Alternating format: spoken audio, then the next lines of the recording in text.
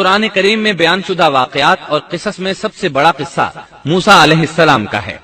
آپ اللہ کے اولو العزم رسول تھے۔ آپ کا قصہ قرآن کریم کی 73 سورتوں میں جا بجا پھیلا ہوا ہے۔ 73 سورتوں میں پھیلے ہوئے قصے کو یکجا کرنا آسان کام نہیں۔ ایسے واقعات کی جزیات کو قرآن و حدیث کی چھلنی میں سے گزارنا انتہائی ضروری ہے۔ تو آئیے سنتے ہیں قصہ سیدنا موسیٰ علیہ السلام کا۔ اللہ تعالی سورۃ القصص آیت 1-3 میں فرماتے ہیں، شروع اللہ کے نام سے جو بڑا مہربان نہایت رحم والا ہے۔ طاسین میم، یہ روشن کتاب کی آیات ہیں۔ ہم آپ کے سامنے موسیٰ اور فرعون کا صحیح واقعہ بیان فرماتے ہیں ان لوگوں کے لیے جو ایمان رکھتے ہیں۔ ان آیات میں اہل ایمان کے لیے نصیحت اور یاد دہانی ہے، جبکہ انہی آیات میں فاسق، نافرمان اور کجراؤ لوگوں کے لیے ڈراوا اور وعید ہے۔ فرعون یعنی ولید بن مصعب بہت جابر اور ظالم شخص تھا۔ ظلم و جبر کی ان آخری حدوں کو پہنچ گیا تھا جن تک شاید انسانوں میں سے کوئی بھی نہ پہنچا ہوگا، یہاں تک کہ اس نے رب ہونے کا دعویٰ کر دیا۔ وہ اللہ تعالیٰ کا انکار کرتے ہوئے کہا کرتا تھا۔ فرعون کہنے لگا، اے درباریوں، میں تو اپنے سوا کسی کو تمہارا معبود نہیں جانتا۔ کہنے لگا، تم سب کا رب میں ہی ہوں۔ اس نے الوہیت اور ربوبیت دونوں میں اللہ تعالیٰ سے جھگڑا کیا۔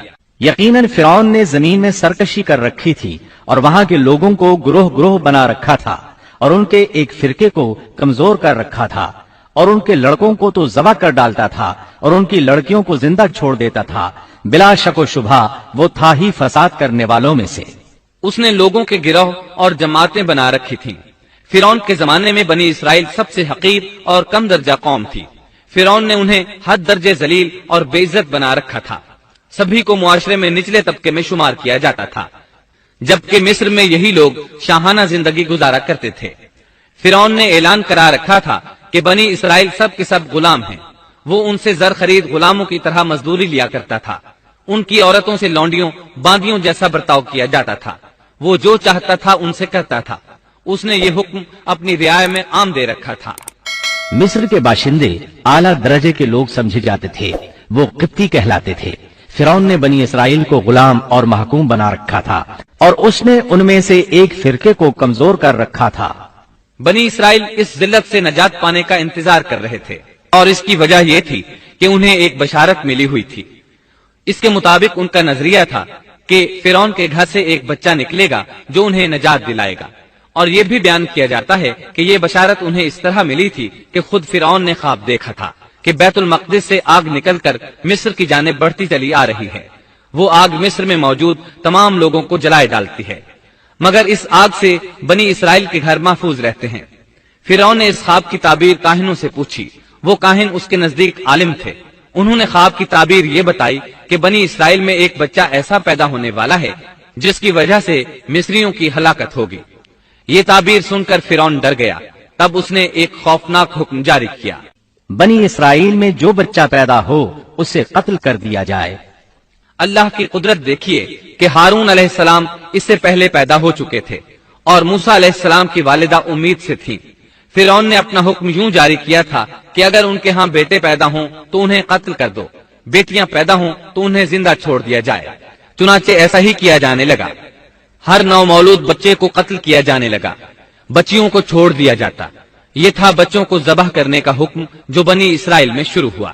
اس کا طریقہ انہوں نے یہ اختیار کیا کہ ہر حاملہ خاتون کی نگرانی شروع کر دی۔ دایا عورتوں کے ذمے یہ ڈیوٹی لگائی کہ حاملہ مستورات کی اطلاع دیں گی، اور جو دایا اطلاع نہ دیتی اسے بھی قتل کر دیا جاتا۔ اس طرح فرعون اور اس کے وزیروں کو ہر نو مولود سے باخبر رکھا جاتا تھا۔ ان دنوں سیدنا موسیٰ علیہ السلام کی والدہ اپنے حمل کے ابتدائی دنوں میں تھیں۔ انہوں نے اس بات کو چھپائے رکھا اور دایا کا کام کرنے والی عورتوں سے بھی خود کو چھپائے رکھا، یہاں تک کہ درد ذہ کا وقت آ پہنچا اور انہوں نے بچے کو جنم دیا۔ اس بارے میں سوائے قریبی لوگوں کے کوئی نہیں جانتا تھا۔ بچے کی پیدائش کے بعد وہ فکر مند رہنے لگیں۔ حمل کے دنوں میں تو انہوں نے خود کو چھپا لیا تھا، اب بچے کو کیسے چھپائیں؟ پھر بھی اپنی پوری کوشش کرتی رہیں، یہاں تک کہ ان کے پاس اللہ کا حکم آ گیا۔ یہ حکم اللہ نے ان کے دل میں ڈالا تھا، یعنی القاء کیا گیا تھا۔ یہ وہ وحی نہیں تھی جو پیغمبروں پر آتی ہے۔ اور ہم نے موسیٰ کی ماں کو وحی کی کہ اسے دودھ پلاتی رہ اور जब तुझे इसकी निस्बत कोई खौफ मालूम हो तो इसे दरिया में बहा देना और कोई डर खौफ या रंज गम न करना। हम यकीनन इसे तेरी तरफ लौटाने वाले हैं और इसे अपने पैगंबरों में बनाने वाले हैं। मतलब ये था कि जब तफ्तीश और तहकीक शुरू हो या खतरात बढ़ जाएं तो इसे दरिया में डाल दें। इस आयत मुबारका में बैक वक्त दो खबरें, दो अहकाम, दो हुक्म इम्तिनाई और दो बशारतें हैं। यानी हमने मूसा की माँ को वही की कि इसे दूध पिलाती रहे। ये दो खबरें हैं। और जब तुझे खौफ महसूस हो तो इसे दरिया में बहा दे। ये दो हुक्म हैं।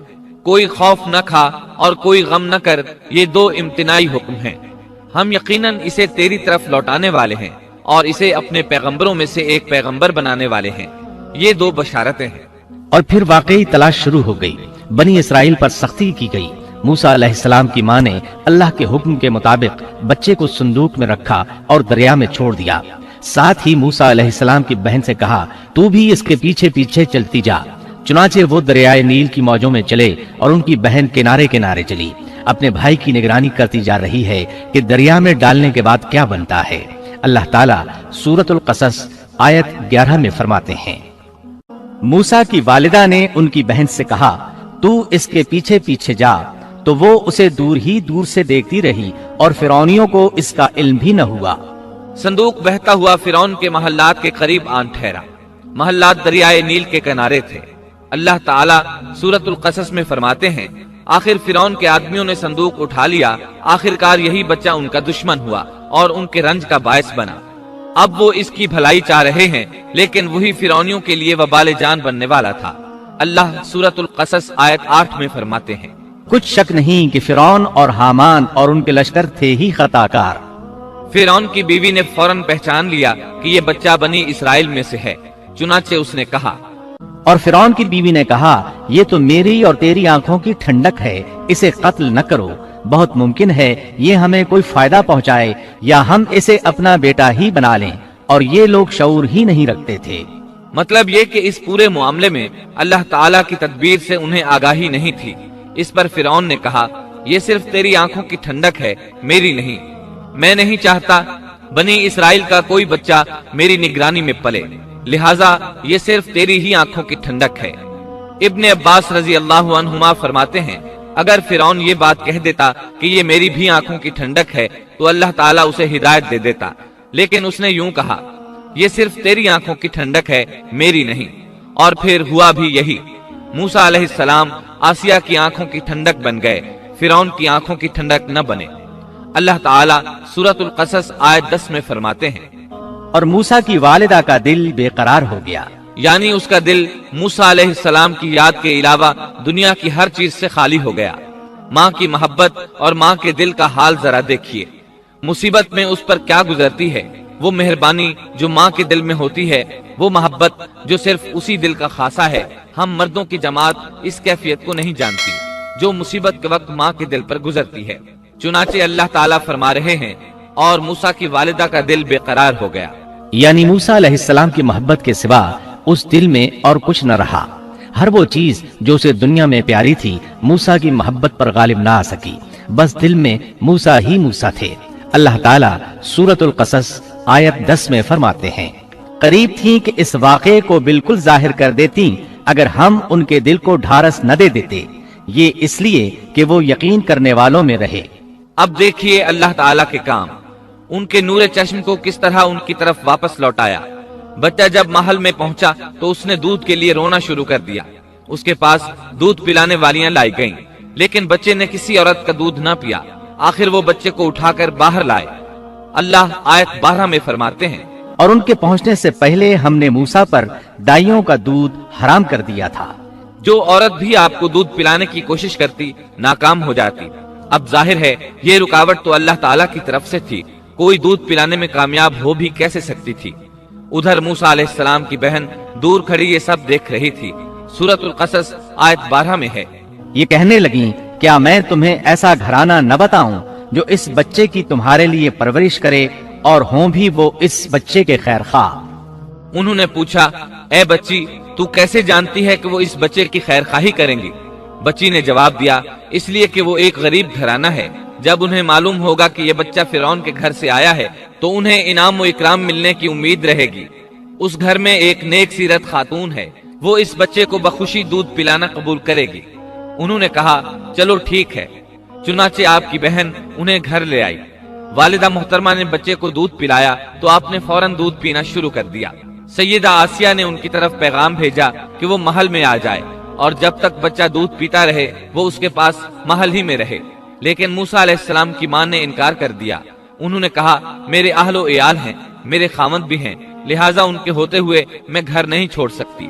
اب چونکہ بچے نے کسی اور کا دودھ پینا قبول نہیں کیا تھا، اس لیے وہ خود بچے کو لے کر آتے تھے۔ اس طرح موسیٰ علیہ السلام کی والدہ کا بے حد احترام ہونے لگا۔ فرعون کے ہر کارے تحفے تحائف ان کے گھر لانے لگے۔